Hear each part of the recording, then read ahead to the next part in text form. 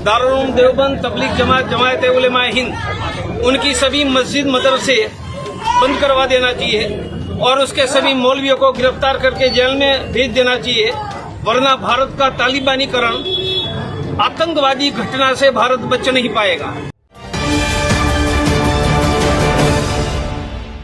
विश्व हिंदू परिषद के लीडर परवीन तोगड़िया ने दारुल उलूम देवबंद, तबलीगी जमात और जमात उलेमा हिंद को पाबंदी लगाने की हुकूमत से मांग की है।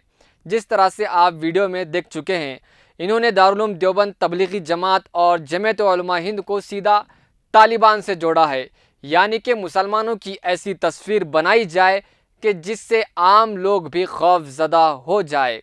इन्हें पता नहीं है कि उलमाए देवबंद ने जंग आज़ादी में जो कुर्बानियाँ दी हैं वो तारीख़ में गवाह हैं।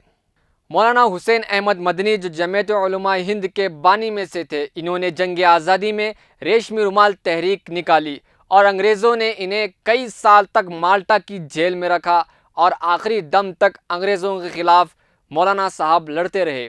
1857 की बगावत से लेकर देश आज़ाद होने तक लाखों उलमाए किराम को अंग्रेज़ों ने शहीद कर दिया। उलमाए देवबंद ने शामली के मैदान में अंग्रेज़ों से बाकायदा जंग की, जिसके अमीर हाजी इमददुल्ला मुहाजिर मक्की मुकर्रर हुए और इसकी क़ियादत मौलाना रशीद अहमद गंगोही, मौलाना कासिम नानोतवी और मौलाना मुनीर नानोतवी कर रहे थे। उलमाए किराम के ऐसे बेशुमार वाक़यात हैं जिन्होंने अंग्रेज़ों का मुकाबला किया, इससे परवीन तोगड़िया नावाकिफ़ हैं। ऐसा ही एक और बयान कर्नाटक बीजेपी के जनरल सेक्रेटरी CT रवि ने भी दिया। कर्नाटक तालिबान का जैसे है, मुद्दा एक ही है। तालिबान का मुद्दा, MIM के मुद्दा, SDPI के मुद्दा एक ही है।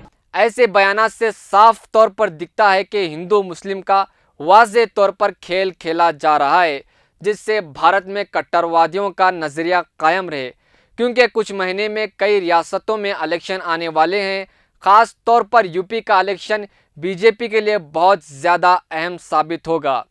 यूपी में बीजेपी ने तरक्याती काम करने के बजाय शहरों के नाम बदलना, हाल ही में एक मुतालबा भी ये किया गया था कि अलीगढ़ का नाम बदलकर हरिगढ़ रखा जाए और आने वाले वक्तों में देखना है कि क्या ये नाम मुकम्मल हो जाएगा।